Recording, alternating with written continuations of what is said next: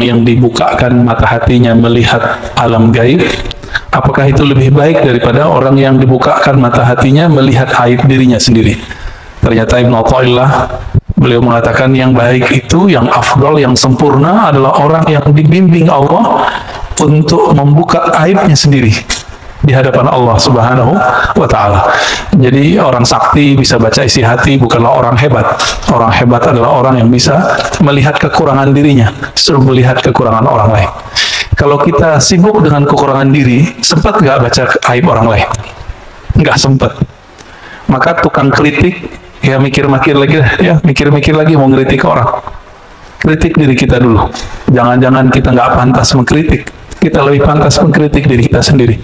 Baik di keluarga, dalam hidup bersosial, ya hidup beragama di masjid, apalagi bernegara. Ya, sekarang di Indonesia, di mana saja, karena hidup berdemokrasi, semua orang bisa berbicara apa saja, ngomong apa saja. Tapi jangan lupa, Allah itu maha mendengar. Meskipun antum gak ditangkap polisi, nggak apa-apa, tapi nanti kan ditangkap malaikat. Ya. Kalam-kalamnya dicatat. Bapak Ibu yang muliakan Allah, sebelumnya kita membahas tentang kasyaf, ya. Ada kasyaf uyub, ada kasyaf ghuyub. Orang yang dibukakan mata hatinya melihat alam gaib, apakah itu lebih baik daripada orang yang dibukakan mata hatinya melihat aib dirinya sendiri? Ternyata Ibnu Athaillah, beliau mengatakan yang baik itu, yang afdal, yang sempurna adalah orang yang dibimbing Allah untuk membuka aibnya sendiri di hadapan Allah Subhanahu wa Ta'ala. Jadi orang sakti bisa baca isi hati bukanlah orang hebat. Orang hebat adalah orang yang bisa melihat kekurangan dirinya, sebelum melihat kekurangan orang lain. Kalau kita sibuk dengan kekurangan diri, sempat nggak baca aib orang lain? Nggak sempat. Maka tukang kritik, ya mikir-mikir lagi, ya mikir-mikir lagi mau ngeritik orang. Kritik diri kita dulu. Jangan-jangan kita nggak pantas mengkritik. Kita lebih pantas mengkritik diri kita sendiri. Baik di keluarga, dalam hidup bersosial, ya hidup beragama di masjid, apalagi bernegara. Ya, sekarang di Indonesia, di mana saja, karena hidup berdemokrasi, semua orang bisa berbicara apa saja, ngomong apa saja. Tapi jangan lupa, Allah itu maha mendengar. Meskipun antum gak ditangkap polisi, nggak apa-apa, tapi nanti kan ditangkap malaikat. Ya. Kalam-kalamnya dicatat sama malaikat.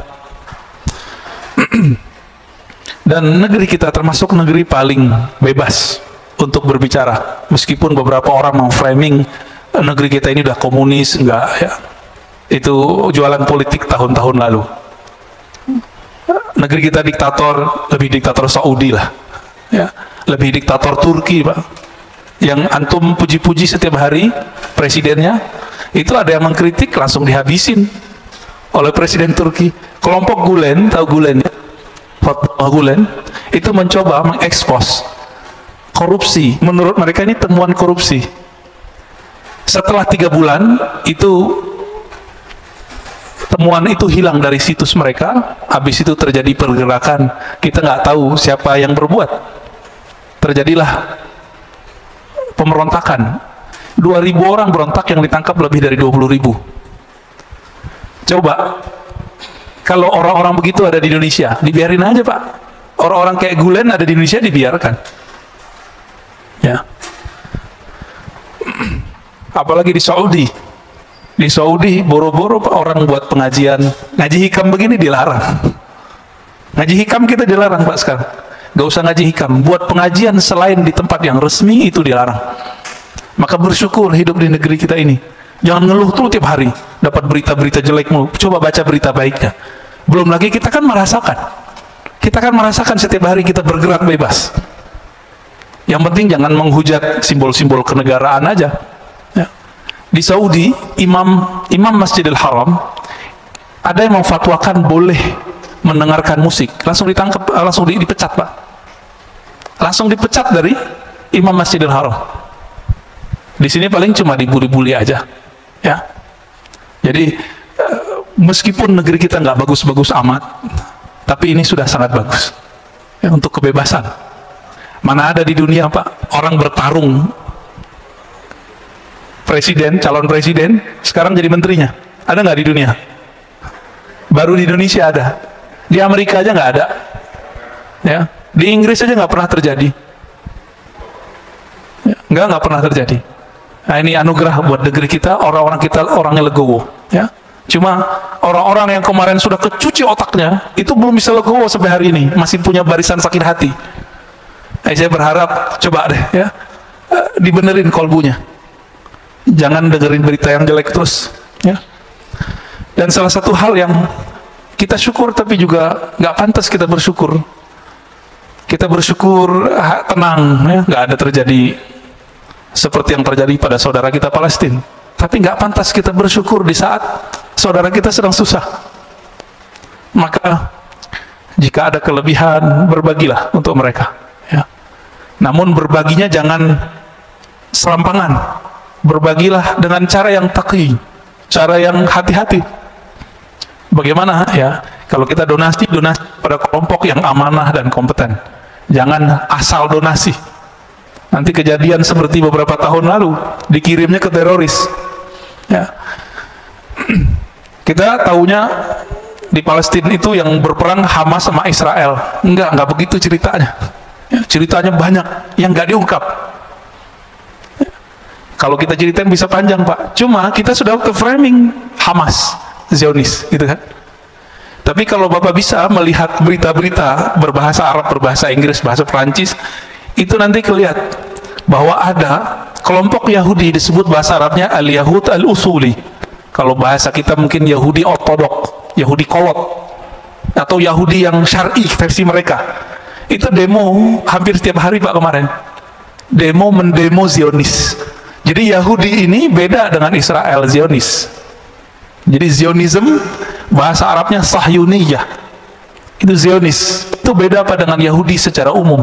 Itu sebabnya Rasulullah tidak mempermasalahkan dirinya menikah dengan seorang perempuan anak pemimpin Yahudi, karena Yahudi itu sendiri tidak ada masalah. Yang masalah itu kalau sudah ada alif lamnya ini, Zionis, Yahudi yang berideologi Zionis, mereka lah penjajah di dunia. Tapi karena mereka sekarang punya media, punya kekuatan ekonomi, punya senjata-senjata yang canggih, ya mereka yang nguasain, Pak. Tapi Yahudi yang ortodok ini mirip kayak teman-teman kita Salafi, Pak, jenggotnya persis sama. Itu mereka kalau bermuamalah dengan perempuan sama seperti Salafi. Jadi kalau ada perempuan deh datang ke komplek mereka, itu nggak boleh pakaian sembarangan. Dan kalau nanya itu orang-orang Yahudi ortodok ini nggak berani lihat perempuan. Dan perempuan tidak boleh beribadah seperti laki-laki di tempat-tempat ibadah. Persis seperti Salafi. Salafi kan ngelarang perempuan juga ke masjid, ya nggak? Bener nggak? Ya, sebaik-baik tempat sholat perempuan tuh di kamarnya, begitu dalam tradisi Salafi, ajaran Salafi. Sama, jenggotnya sama. Jadi kalau mau memahami surat Toha, kisah Sayyidina Musa ngambil jenggotnya Sayyidina Harun, nah itu lihat, Pak, Yahudi ortodok tuh jenggotnya sepanjang itu, diambil langsung sama Sayyidina Musa alaihi wassalatu wassalam. Nah, ini sebelum kita masuk ke hikam, kita ingin sekedar mengingatkan saja bahwa Yahudi itu ada 3 macam. Ada Yahudi ortodok yang soleh-soleh ini, itu mereka meyakini betul tanah yang ada di Palestina itu tanah mereka. Cuma apa kata mereka? Kami menunggu imam akhir zaman. Jadi Yahudi aja nunggu imam akhir zaman, Pak. Nunggu mereka. Sekarang kita nggak punya hak mengusir siapa saja, begitu kata orang-orang Yahudi. Maka coba lihat demo-demo mereka melarang. Yahudi ortodoks ini melarang ada TV di rumah, nggak boleh ada internet kecuali orangnya mungkin sopir Grab gitu, ya, itu baru. Di sini Salafi nonton TV, ya, berarti beda juga Salafi sama Yahudi itu. Nggak boleh nonton, nggak boleh main handphone. Jadi mereka kalau mau baca berita itu atau di pojok-pojok pertigaan jalan, kayak mading di pesantren kan ada mading tuh, sekolah-sekolah dulu kan ada berita, jadi orang baca beritanya di situ. Mereka sengaja berhenti di sana baca berita. Ya, boleh disebut juga Yahudi kolot, ya, tapi marah juga mereka disebut Yahudi kolot kali, ya. Bahasa Arabnya al-Yahud al-Usuli. Yang kedua, Yahudi sya'bi, Yahudi kebangsaan, nasionalis, watani. Ini mereka yang mencoba untuk mencari titik temu dengan orang-orang Palestina, mau berdamai. Tapi Tapi mereka nggak didengerin juga. Yang sering demo tapi nggak pakai jenggot panjang, nggak pakai kopiah yang topi yang khusus itu. Mereka biasa, orang-orang nasionalis. Tapi nggak didengar juga oleh kelompok yang ketiga. Yang ketiga itu kelompok Zionis Sahyuniyah. Ya, saya mengkonfirmasi ini lewat berita, lewat orang-orang yang pernah ke sana, dan kita juga pernah ke sana, dan juga guru kita dulu Syekhuna Ali Mustafa Yaqub dulu pernah membahas ini juga. Tadinya saya tawakuf, tidak mau komentar, tapi karena kita pernah ke sana dan pernah ketemu orang-orang yang meneliti 3 bulan di sana dan orang-orang yang berjuang di sana. Saya pernah ketemu juga orang Palestina menikah dengan orang kita. Jadi dia cerita, saya baru pindah gitu dan segala macam. Maka kita dapat cerita yang berbeda dari yang apa yang diberitakan sekarang. Ya. Kejadian di Palestina kemarin, teman-teman yang berkat Allah, jangan terlalu semangat nggak jelas. Ya. Ini persoalannya adalah Masjidil Aqsa, nggak jauh dari situ ada satu distrik kecil namanya Sheikh Jarrah. Sheikh Jarrah nama orang tapi jadi nama kampung, jalan. Ya. Di situ ada bangunan, orang-orang kawan-kawan kita, saudara-saudara kita Palestina, mereka dulu pernah keluar, lalu pulang ditampung di situ. Tanah itu kemudian diklaim oleh orang-orang Zionis sudah dibeli. Nah, ini masalahnya. Akhirnya mereka usir. Di saat pengusiran itu bulan Ramadan, orang-orang yang diusir ini kemudian ngumpul di Masjidil Aqsa, dicurigailah oleh Zionis, maka ditembakin. Nah, ini yang kurang ajarnya Zionis itu. Ya. Mereka mulai berani menembakin umat Islam di Masjidil Aqsa seperti dulu terjadi di zaman-zaman sebelumnya. Ya. Zaman-zaman sebelumnya ada pembantaian luar biasa. Jadi Masjidil Aqsa ini suksesnya cuma di zaman Salahuddin Al-Ayyubi dan nanti zaman Imam Al-Mahdi.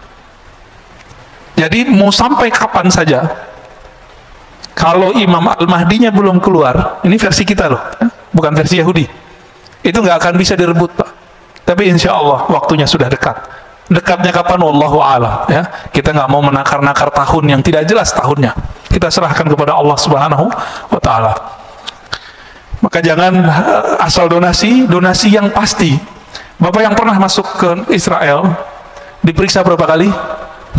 Masih ingat? 7 kali ya? Seingat saya 7 kali.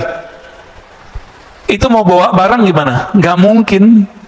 Maka harus pemerintah kerjasama dengan pemerintah. Jangan cuma asal donasi. Nanti ada kelompok-kelompok yang ingin memanfaatkan situasi begini, dia ngumpulin duit.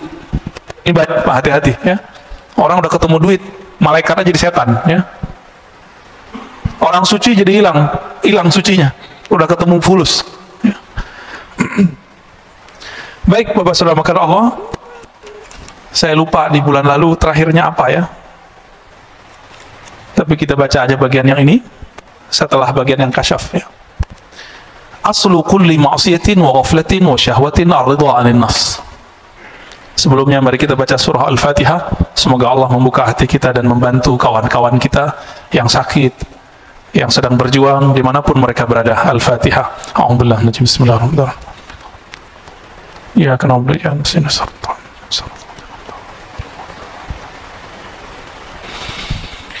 Qala Ibn Athaillah Sakandari qaddasallahu sirrahu aslu kulli ma'siyatin wa ghaflatin wa syahwatin ar-ridha 'anil nafs. Sumber dari semua maksiat, sumber dari semua penyakit hati bernama lalai, sumber dari syahwat itu adalah ar-ridha 'anil nafs. Meridhai, membiarkan kehendak diri, membiarkan diri kita terpapar oleh syahwat, membiarkan diri kita menikmati tidur lalu tidak tahajud, membiarkan diri kita berdebat, membiarkan diri kita untuk memandang sesuatu yang tidak halal. Maka man radiya an nafsihi, siapa yang ridha kepada dirinya, di saat itulah dia membuka semua inti-inti dari maksiat. Itu sebabnya Imam Sarid Sakti mengatakan 1000 setan itu nggak ada apa-apanya dengan satu nafs jiwa. Atas dasar itulah kalau bulan puasa masih ada orang maksiat meskipun setannya sudah dibelenggu. Jadi kalau banyak orang bertanya, kan setan sudah dibelenggu. Nah, ini berarti doktrin kita salah selama ini. Maksiat itu nggak perlu ada setan. Merusak di bumi nggak perlu ada setan, Pak. Bakat alami dalam tubuh kita itu merusak. Itu bakat alami. Inilah yang dibaca oleh setan, yang dibaca oleh malaikat. Apa kata malaikat? Ya Rob, kenapa engkau menciptakan di bumi makhluk yang merusak dan membunuh? Jadi karakter jiwa kita itu sudah merusak. Dan saya sudah pernah membahas sebelumnya, jiwa ini punya karakter hewan, punya karakter buas, hewan ternak dan buas. Dengan karakter ini sudah cukup kita bermaksiat kepada Allah Subhanahu wa Ta'ala. Jadi nggak perlu setan kalau mau maksiat. Bedanya, setan itu menyesatkan. Nah, ini kata kunci. Jadi yang berbahaya dalam hidup kita bukan maksiat, bukan dosa, bukan zan, tapi maksiat yang berisi kepada kesesatan, pemahaman yang sesat, cara pandang yang sesat. Ini yang berbahaya. Kalau dosa, semua kita dosa, dan ini sudah digariskan oleh Allah Subhanahu wa Ta'ala, sehingga muncul hadis, kullu bani Adam khatta'un. Semua manusia itu pasti khata'. Apa arti khata'? Banyak salah, banyak dosa. Maka seorang manusia itu punya dosa, itu biasa, Pak. Yang nggak biasa itu kalau dia sesat, dia menyimpang dari jalan Allah Subhanahu wa Ta'ala. Makanya Nabi Muhammad SAW itu menerima orang-orang yang berdosa, tapi Nabi Muhammad tidak suka dengan orang-orang yang menyimpang.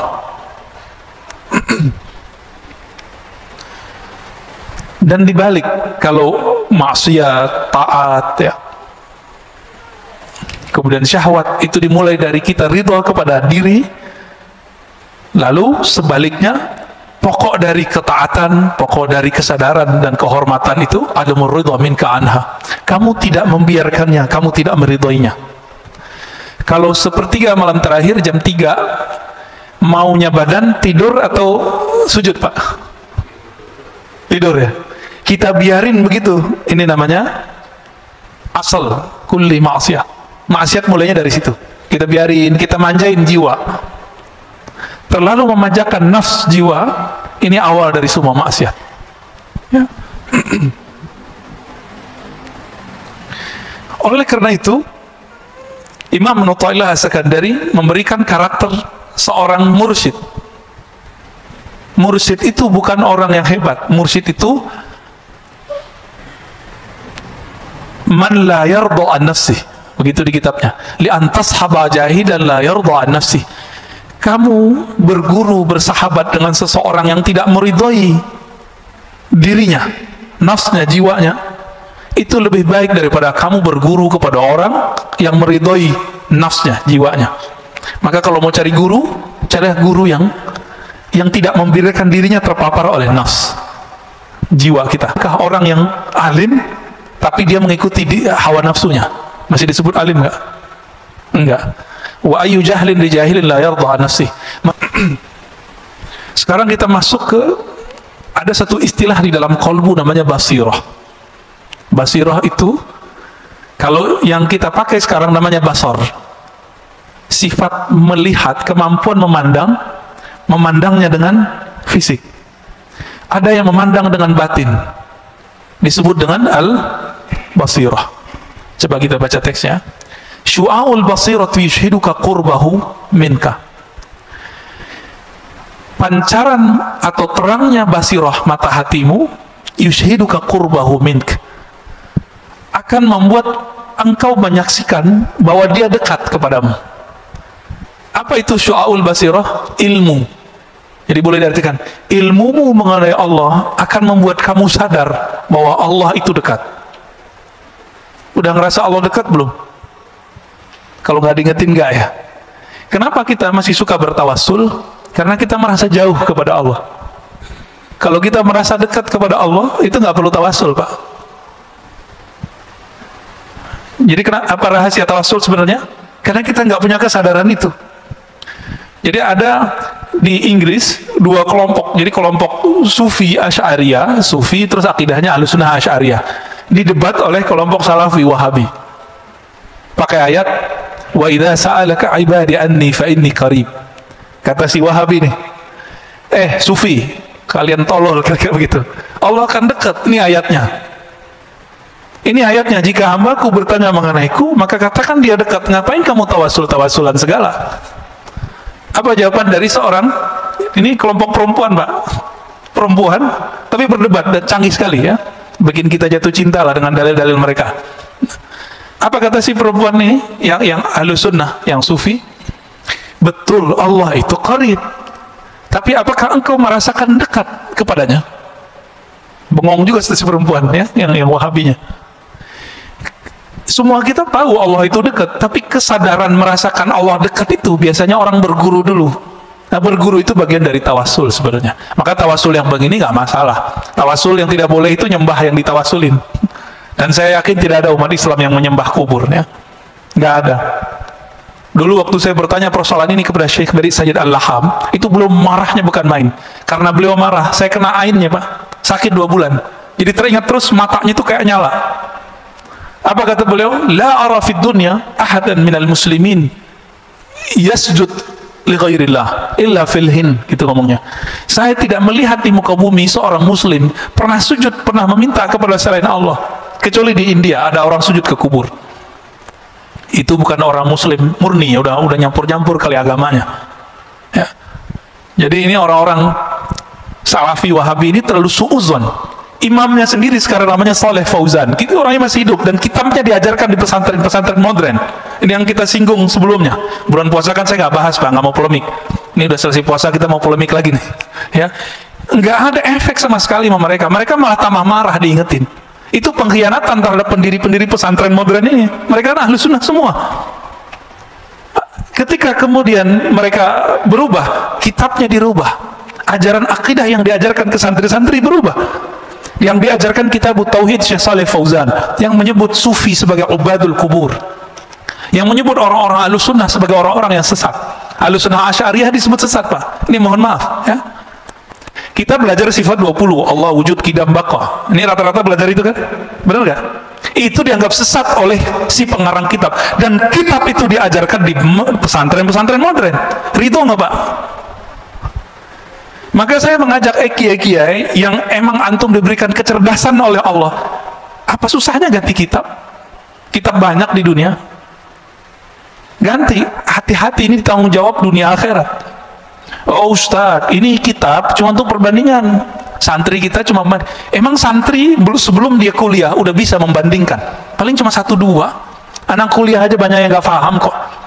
Udah dokter juga banyak yang paham, apalagi cuma santri kelas SMP, SMA, sanawiyah, aliyah, nggak akan paham Pak. Jangan ngeles, udah ganti aja. Maka bapak-bapak yang naruh anak di pesantren modern, tolong sampaikan ini kepada kiai-kiainya ya. Saya ke sahabat-sahabat saya punya pesantren modern, saya udah ngomong, yang bisa saya sampaikan, saya sampaikan. Ada yang memusuhi, ada yang senang dikasih tahu ya. Ada yang bersyukur diingetin. Bayangkan Pak Syekh Saleh Fauzan itu di kitab Tauhid bilang, orang maulid itu menyerupai Nasrani. Menyerupai Nasrani kufur gak? Kufur. Bahaya gak nih? Bahaya ya. Orang tawasul musyrik bagi dia.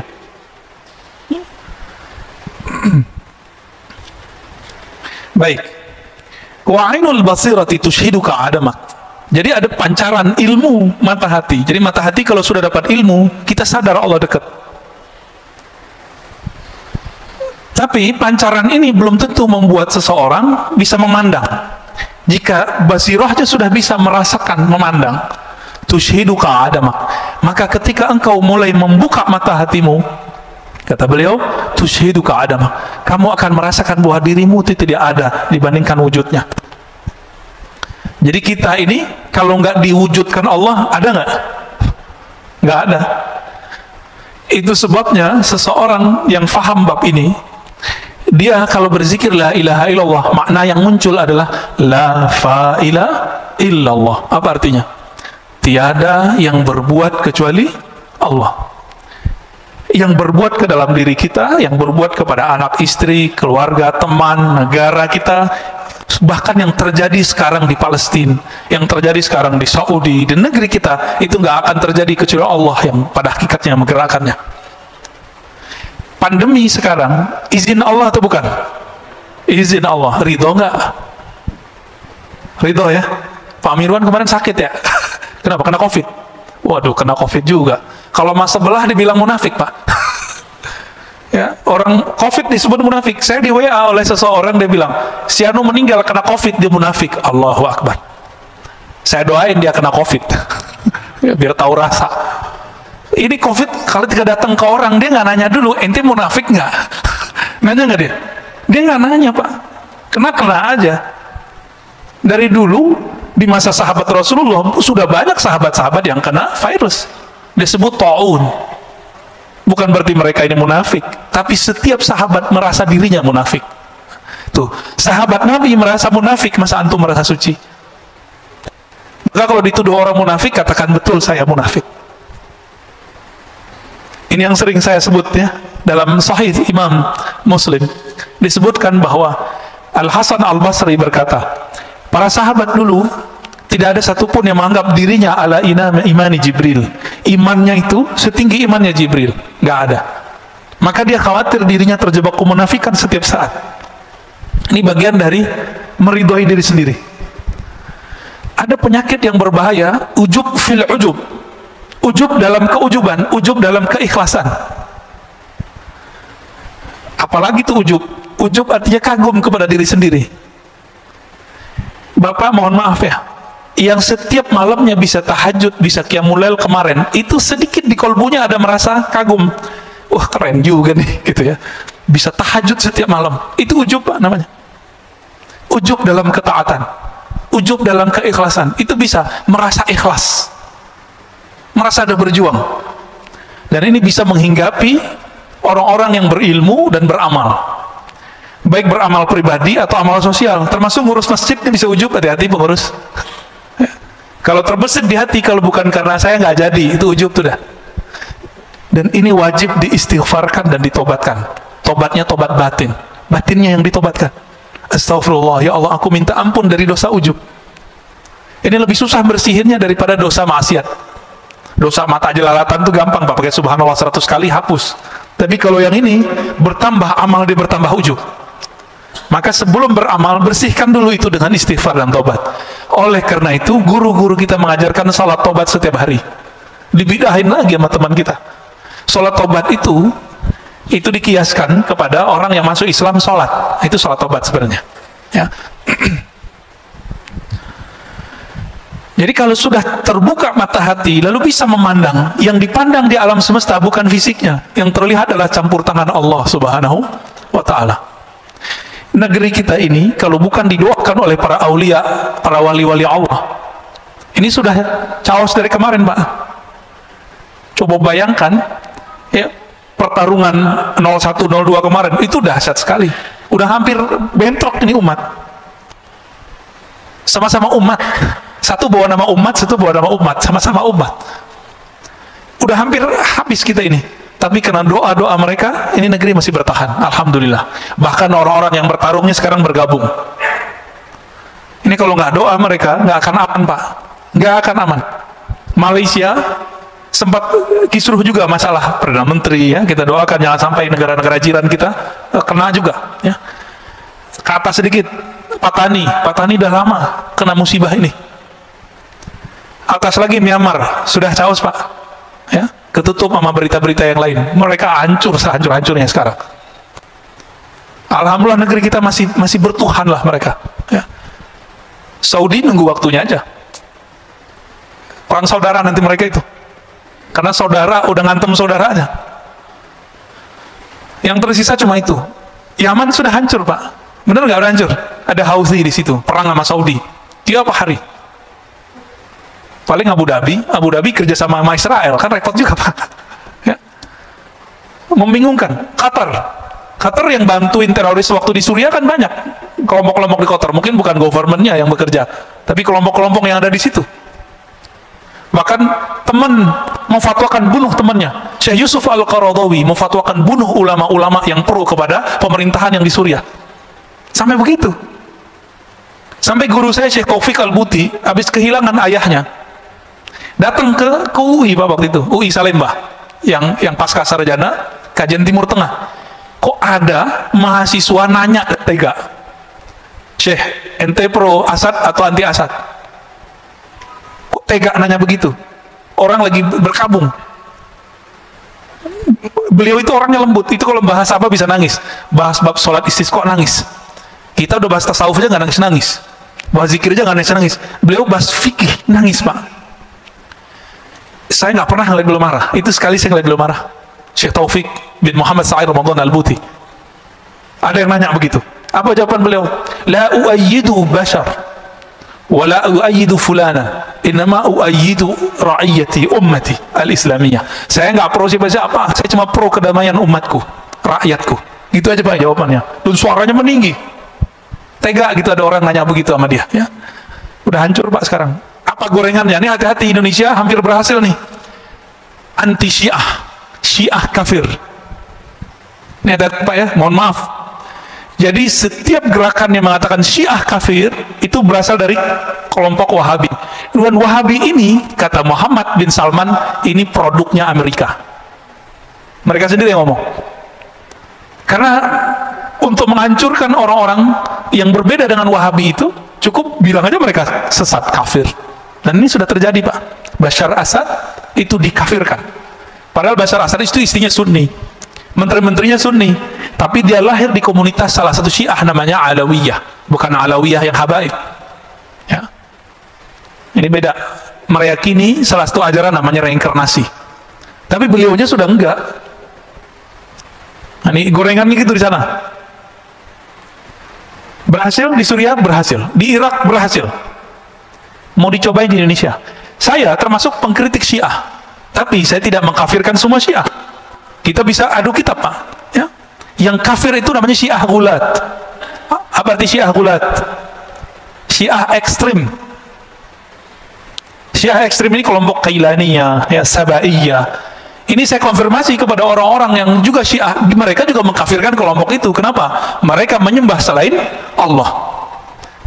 Syiah yang ada sekarang di Bahrain, yang ada sekarang di Iran, itu Syiah yang mana? Itu Imamiyah. Imamiyah ini juga pecah seperti Ahlus Sunnah. Ada yang ekstrim kayak Wahabi, ada Pak. Ada yang moderat, ada yang liberal, ada yang sufi, tapi mereka nggak menyebut sufi, nyebutnya irfani. Ada yang dekat ke Ahlus Sunnah. Ada namanya Zaidiyah, ini dekat ke Ahlus Sunnah. Itu ada di Yaman. Yang tokohnya sering dikutip-kutip oleh kelompok Salafi, namanya Imam Son'ani, yang nulis kitab Subulus Salam. Kita sampaikan gitu, mereka nggak percaya juga, ya. Padahal Son'ani tertulis dalam kitab-kitab Syiah Zaidiyah. Saya punya daftar ulama-ulama Zaidiyah itu. Ada lagi namanya Imam Syaukani, tapi belakangan sudah menjadi Ahlus Sunnah. Ini Syiah yang dekat ke Ahlus Sunnah. Dan sekarang muncul Syiah dari Imamiyah yang sudah mulai mencari titik temu dengan Ahlus Sunnah. Salah satunya kelompok Hizbullah yang ada di Lebanon. Pernah dengar Pak? Itu sudah mulai mendekat kepada Ahlus Sunnah. Artinya mereka menolak ajaran mencaci maki sahabat dan istri-istri Nabi. Lalu ada di Kuwait,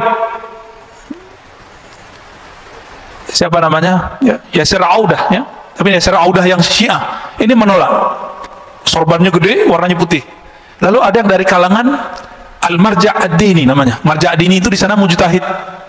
Jadi mereka itu sampai sekarang menjaga strata ulama. Di Indonesia kan nggak ada ya. Tapi sebenarnya secara praktek ada. Yang boleh mengeluarkan fatwa itu disebut Al-Marja' ad-Dini. Dokter aja nggak boleh kalau dia nggak ngikutin jalur ini. 1, 2, 3 sampai terakhir namanya Al-Marja' ad-Dini. Namanya Sayyid Kamal Al-Haidari. Dia menolak menghujat istri Nabi. Tapi mengkritisi beberapa sahabat Nabi, cuma tidak mengkafirkan dan mencaci maki. Apa kata dia?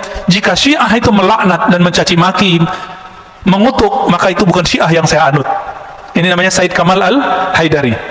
Maka beliau ini dikafirkan oleh kelompok Syiah ekstrim. Jadi ini nasib jadi orang moderat Pak. Nasib jadi Ahlus Sunnah moderat dikafirkan oleh kelompok-kelompok yang saklek. Ini baru ada laporan dari sahabat saya, ya. Buku saya tentang teologi Muslim Puritan yang pernah dicetak oleh teman-teman di sini, ya. Pengurus kan pernah nyetak itu ya, tentang genealogi Salafi. Orang nggak ngerti apa-apa, dia orang umum baru hijrah.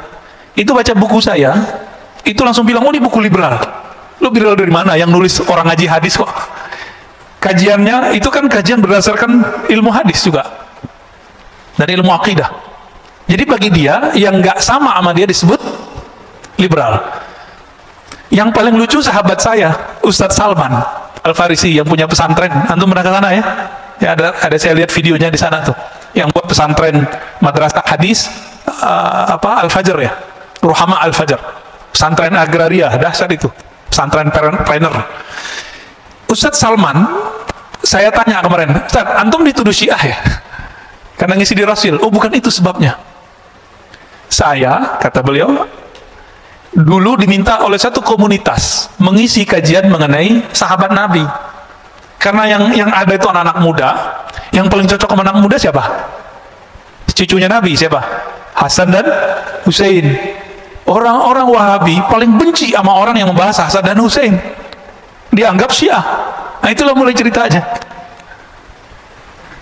Kita tahu persis ya, Ustadz Salman ini ahlus sunnah. Bukan 100%, Pak, 1000%. Beliau khatam kutubus sittah, kitab hadis Bukhari, Muslim, Abu Daud, Tirmizi, itu lebih sering daripada saya waktu dia di Mekah. Mana Salafi sekarang yang khataman Sahih Bukhari, Muslim berulang kali? Nggak ada. Dia yang khatam tuh, Ustaz Salman tuh. Nah, maka kita mikir-mikir dulu mau membidah-bidahkan orang. Kita baca hadis sudah sebanyak orang itu belum? Ya, baik. Wa haqqul basirati syurika wujudahu la adamaka wala wujudak. Kalau kita punya ilmu tentang Allah, kita merasa Allah dekat. Kalau mata batin dibuka oleh Allah, kita merasa bahwa Allah yang berbuat di alam semesta. Jika hakul basirah disebut hakul yakin, yang pertama ilmu yakin, yang kedua ainul yakin, yang ketiga disebut hakul yakin, keyakinan yang sudah hak, disebut juga hakul basirah, sudah masuk ke dalam diri kita. Apa yang terjadi? Yushhiduka wujudahu, Allah akan tampakkan bahwa dia benar-benar ada, sehingga kamu tidak merasa ada dan juga tidak merasa tiada. Ini maksudnya apa itu kalimatnya? Kita nggak merasa ada dan nggak merasa tiada. Jadi kalau yang level 2 kita merasa tiada. Merasa tiada berarti masih ada perasaan dong. Nah, perasaannya ini sendiri hilang. Perasaannya pun hilang. Inilah yang terjadi kalau orang begini, rasa di kolbunya menguasai otaknya, lalu turun ke lidahnya, jadilah seperti Al-Hallaj. Apa kata Al-Hallaj? Ma fi jubbati ilallah, dalam jubahku hanya ada Allah. Dia lagi sakar, lagi mabuk. Mabuk bukan karena wine, mabuk karena cahaya-cahaya ma'rifat meliputi dirinya. Orang lagi kasmaran jatuh cinta nggak? Lagi kasmaran jatuh cinta, ketika jatuh cinta kepada pasangannya, setiap kali melihat perempuan atau laki-laki lawan jenis, itu dia merasa ada wajah pasangannya di situ. Ya. Saya waktu dulu pernah senang sama seseorang, itu ketika bercermin nggak kelihatan muka saya, Pak. Percaya nggak? Saya ngeliat muka dia. Apakah di cermin itu muka dia? Enggak. Jadi pikiran kita ketutup oleh rindu kepadanya. Itu rindu ke makhluknya bisa begitu, Pak, apalagi kepada Khalik. Ini yang terjadi pada salah satu wali di Jawa, Syekh Siti Jenar. Jadi kalau antum sudah paham apa yang terjadi pada Syekh Siti Jenar, maka jangan kafirkan Syekh Siti Jenar. Dia sedang tenggelam dalam lautan keesaan Allah Subhanahu wa Ta'ala, sehingga dia nggak menyaksikan dirinya ada ataupun tiada, nggak ada dirinya.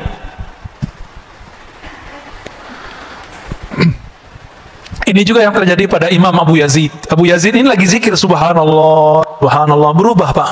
Dia nggak memandang lagi yang berbicara ataupun yang dibicarakan. Di saat itu Allah meminjam lidahnya. Subhani, subhani, maha suci aku.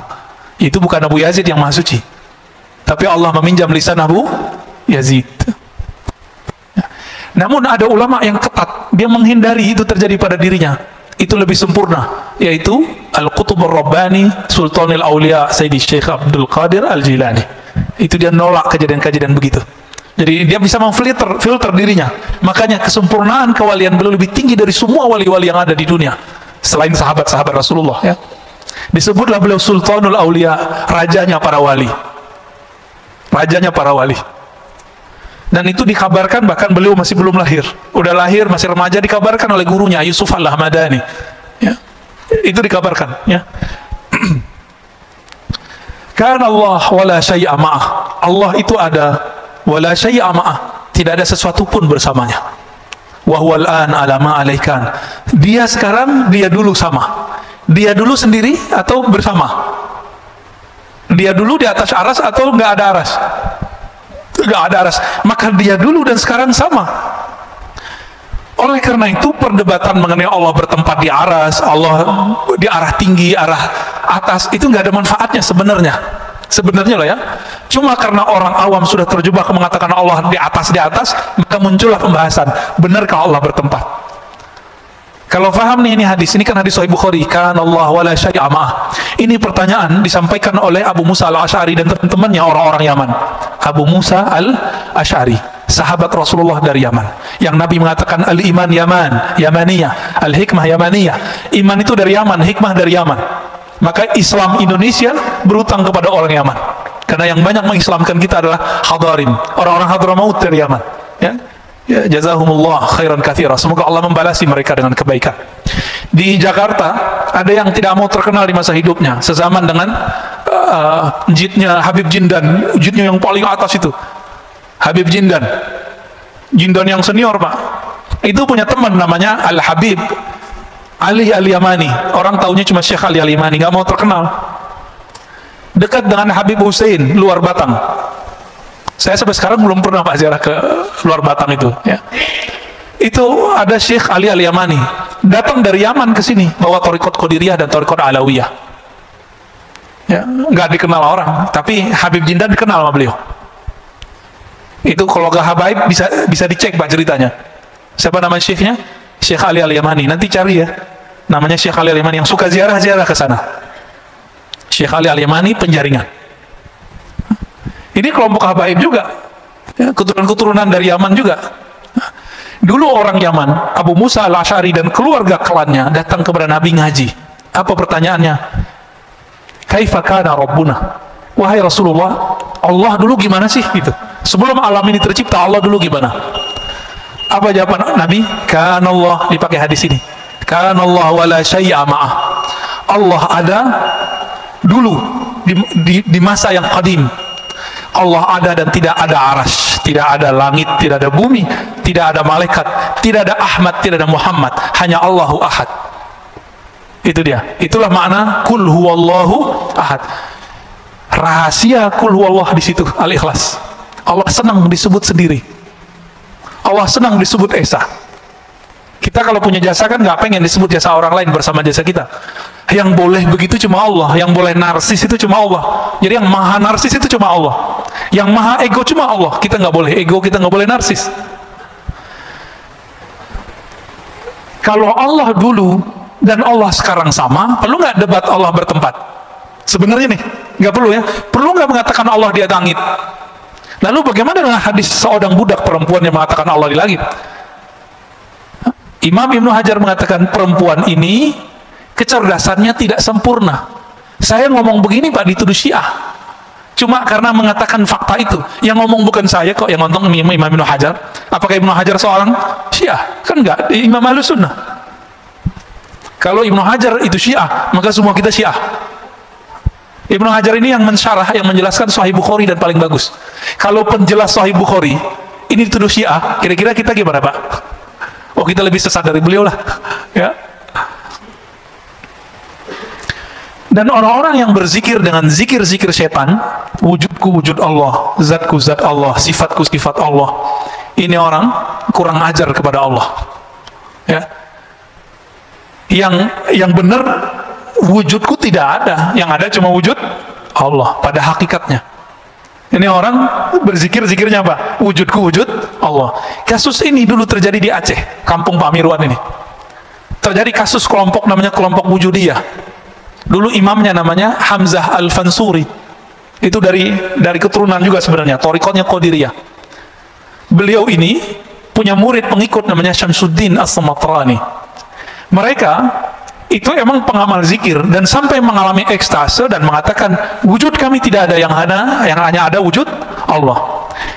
Lalu di masa Syekh Nuruddin Ar-Raniri, itu campuran, dia ibunya Melayu, ayahnya India, Randir atau Ranir, keturunan Arab juga. Beliau ini dari Gujarat datang ke Aceh dan nulis dalam berbahasa Arab Melayu, bahasa Jawi, bahasa Aceh. Nulis tentang sultan, tentang akidah. Saya membaca salah satu kitabnya, Kashful Ma'lum. Masya Allah, luar biasa. Beliau mengkritisi apa yang terjadi pada zaman Hamzah Fansuri. Karena menurut beliau, orang ngomong wujudku wujud Allah, Ini dia belum nyampe kepada masa ekstase seperti Al-Hallaj dan yang lain-lain, Abu Yazid. Maka mengatakan itu haram.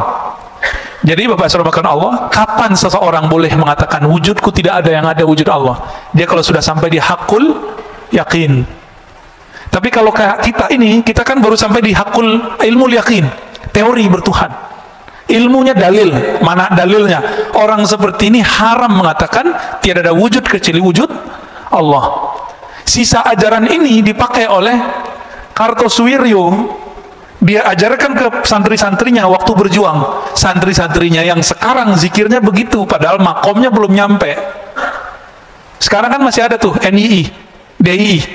Mereka punya khalifah sendiri, Pak, punya amir sendiri, punya menteri sendiri. Sekarang cuma sebatas tradisi, struktur masyarakat.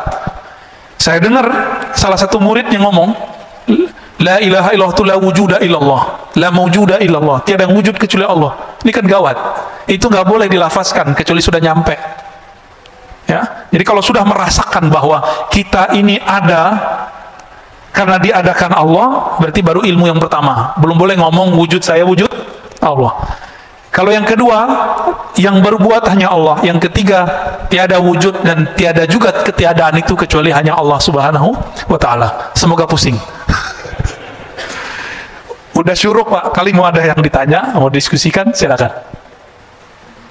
Nah, ini ada permintaan doa dari sahabat kita, Pak Asmar ya, dekat sini ya, Pak Asmar Haris, anaknya di Aceh sekarang, sedang opname, sedang sakit. Saya mohon Bapak Ibu keikhlasannya untuk mendoakan kiriman Fatihah. Ya, Al-Fatihah ila ruhi waladih wa jismih awliya kita. Al-Fatihah. Bismillahirrahmanirrahim. Suratul ladzina an'amta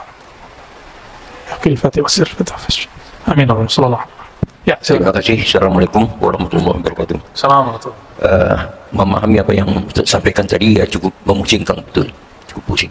Jadi namun dalam ini kita tetap berusaha bagaimana untuk bisa mendapatkan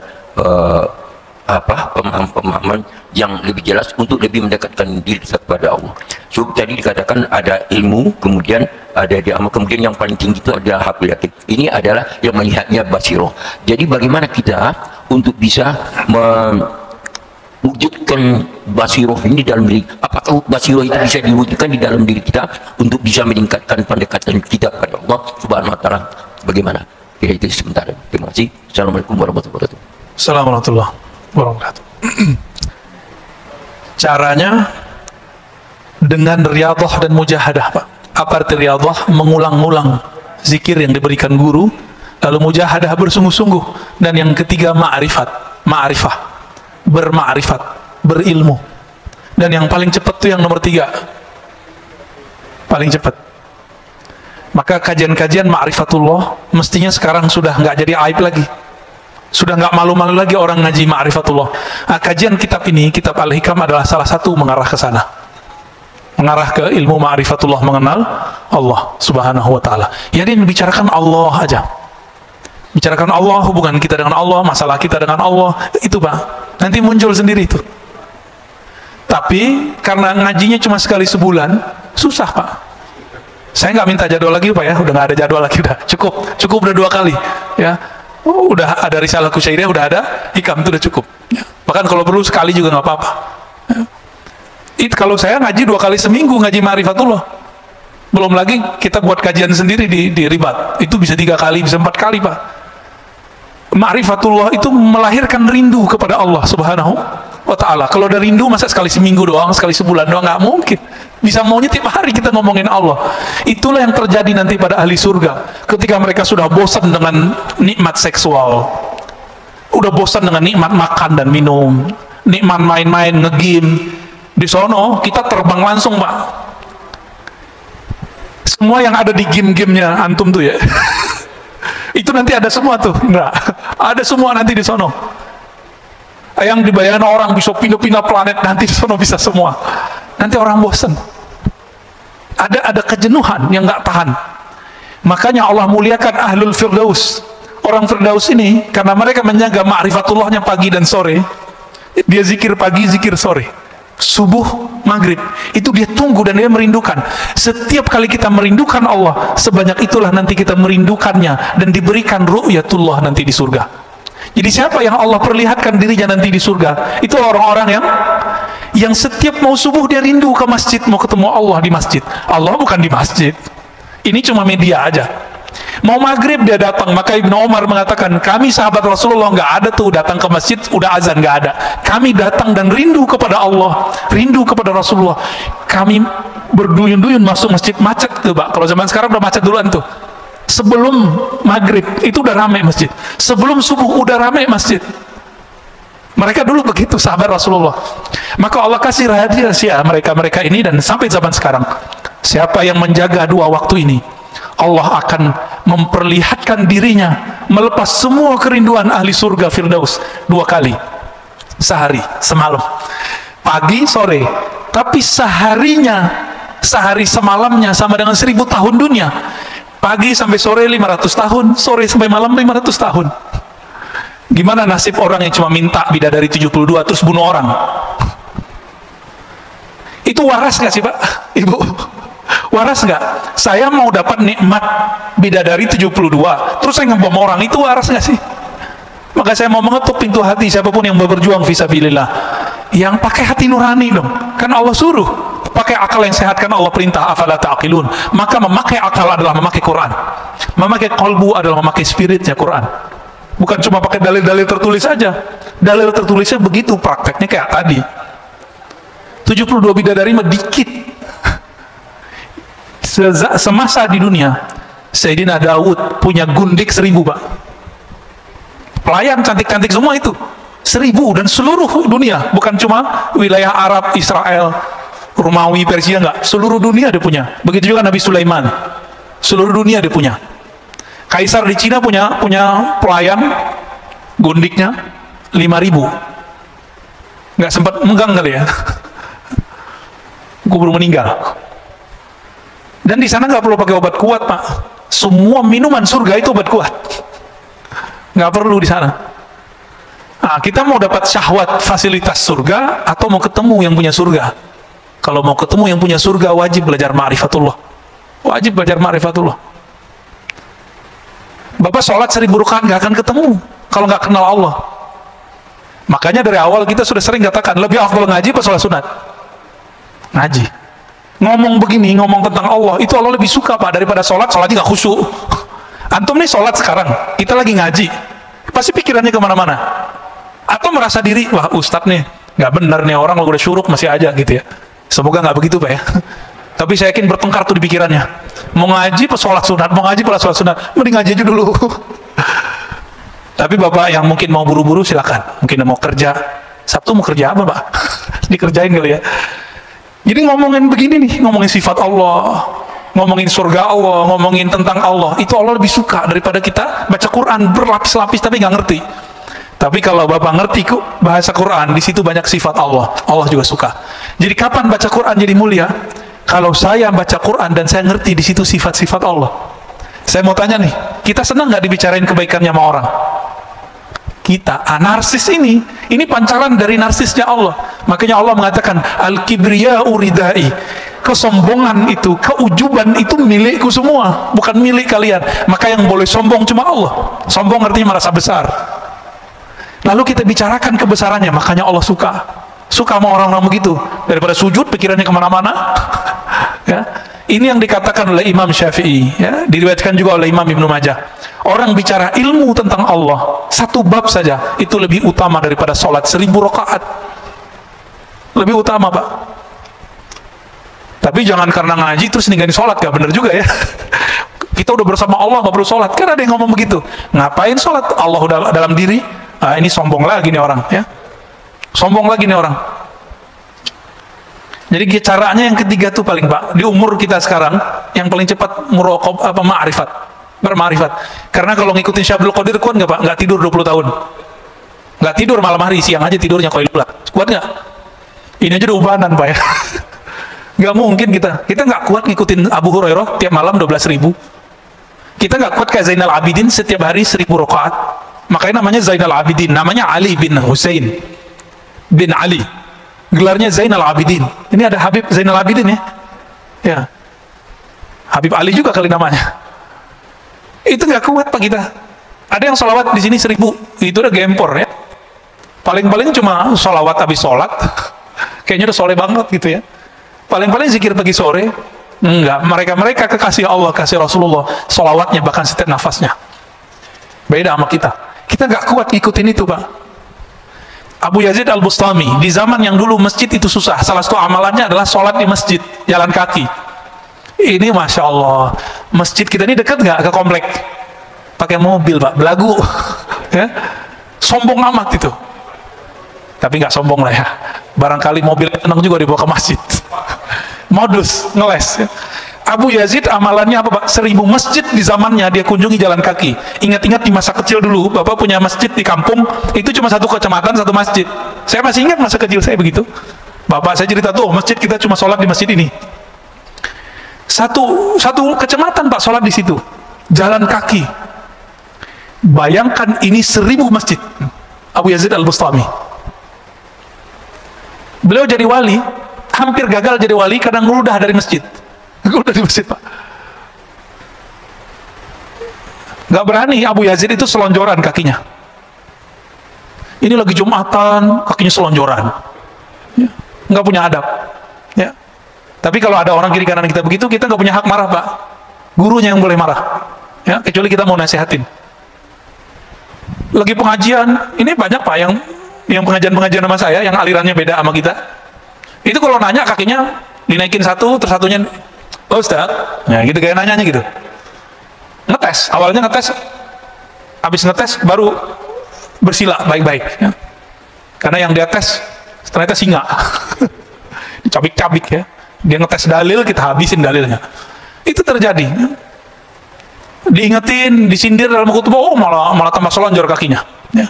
Tapi orang begitu nggak usah dikata-katain Pak. Kenapa? Dia lagi berperang dalam dirinya ya. Dia lagi berkecamuk itu, mana yang benar, merasa diri paling benar, itu lebih repot lagi.